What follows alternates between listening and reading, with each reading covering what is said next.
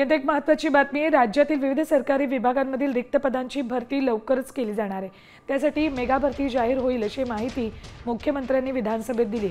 सर्व विभागांना 150 दिवसात उद्दिष्टपूर्तीचे आदेश दिलेत। त्यानंतरच रिक्त पदांची अचूक माहिती समोर येईल। पूर्वी जाहीर केलेल्या 75,000 पदभरती कार्यक्रमांतर्गत 1 लाखाहून अधिक भरती पूर्ण झाल्याचं मुख्यमंत्र्यांनी विधानसभेत सांगितलं।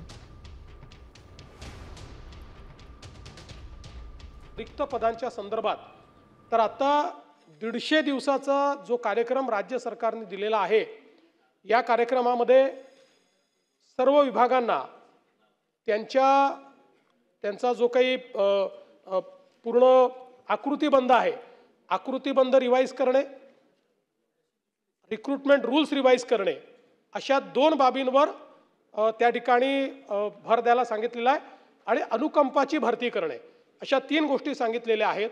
आणि या माध्यमातून एकदा हा एक्सरसाइज पूर्ण करून मग मेगा भरती आपण त्या ठिकाणी सुरू करणार आहोत। आता isakal.com आहे देशातील नंबर 1 ची मराठी न्यूज वेबसाईट। प्रत्येक अपडेटसाठी isakal.com ला नक्की भेट द्या।